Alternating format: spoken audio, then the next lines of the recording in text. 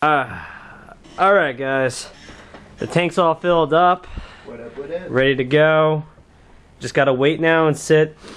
I'm gonna be honest with you people, this is probably the most annoying part of the tank process. If you have to like fill up the tank and you don't have a hose and you live in an apartment complex like me, fill up that bucket. I filled that bucket like 6 to 8 times and put it in there.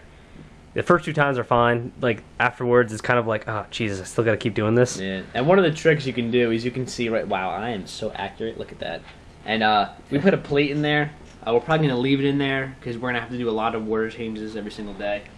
We put the plate down there so we didn't disturb the sand, didn't kick up the dirt.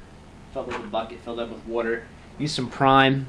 This stuff is really good. We really recommend it for when you actually have your tank running.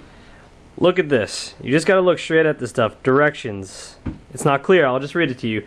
1 capful, 5 milliliters for each 200 liters. That's 50 gallons. That little cap will dechlorinate 50 gallons of water. And I have a 30-gallon tank. I use a little bit less. Maybe I'll use a little bit more. Doesn't really matter. The stuff is good. I recommend it. It's cheap. It's like 10 bucks for the bottle at my local fish store. And actually, if you're looking, there's a bottle. It's a little bit shorter than this and a little bit wider, and it's called Safe instead of Prime. It's made by the same company, and it's the same thing in a powder form. Yeah. And the bottle I have, I got it for 15 bucks, and it can dechlorinate 50,000 gallons of water. So 15 bucks, 50,000 gallons of water. That was probably 10 bucks, and I don't know how much water that does, but it's nowhere near as much. Yeah. So. But, simple, easy use, liquid, powder, just a little bit more measurement, that's all. You're good to go. Yep. Boom. Alright, honestly too, I didn't have to say anything about the plate before, but if I did, I'm just going to say it again. The plate, use it. Use a big plate if you have to get in there, because that sand will move around, it'll kick up, and you can see that it did that in my tank a bit, because that hill is no longer there really. So, The sand moves very easy. yeah. Very Alright. If you accidentally pour in and you kind of kick up your soil, your whole tank is going to look fucking gross, and you're going to have to do like 10 water changes a day. So what you're going to want to do normally, you're going to get to this step, you're going to fill it up, probably leave it for 12 to 24 hours, and for the whole, like the next 7 days, really a whole week you want to give it. Do 1 to 2 90% water changes a day. Because what's happening right now is all those fertilizers I was telling you about in the substrate, they're leaking into the water, they're getting into the water column. You're going to want to take that out, replace it with new water. We actually use the Prime on this because we're going to start seeding a filter. Yeah. So, here's the next part. I'm going to set this up right here. Hopefully it looks fine and good. You can see. There we go. It's going to be less shaky now too. Alright, yeah, I picked up this new filter. Like I said, I was starting the hobby all over again, so I just bought new crap. Filter, Marineland. I love Marineland. I think they're the best. Fluval's good too, but for regular filters like this, go with Marineland. You can't go wrong.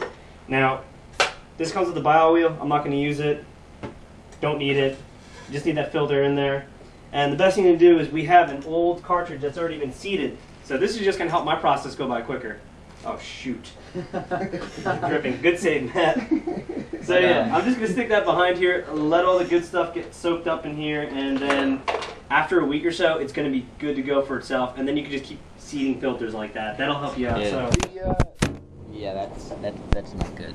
That was me bumping it. The biggest part about this step, take your time. You mess this step up, you have a soil leach, you're going to be doing a lot more water changes than you have to. So when you have the sand down, you have it capped off, just take your time, because it's not worth the extra time when you have that leach. I've done it. We've all done it, I think. Yeah. Except for this guy. Yeah, if you take ammonia readings, when you have a heavily stocked tank and you take your ammonia readings, and then you first set up a dirted tank and you take your ammonia readings, like if we took an ammonia reading right now, it'd be off the charts. Like it wouldn't even be able to register. That's how much ammonia is in there. Yeah, so normally the test says like 5 minutes. You'll see like 10 seconds. It's off the scale. So like, just keep doing it and don't waste your crap. You do it afterwards, like after the week or so.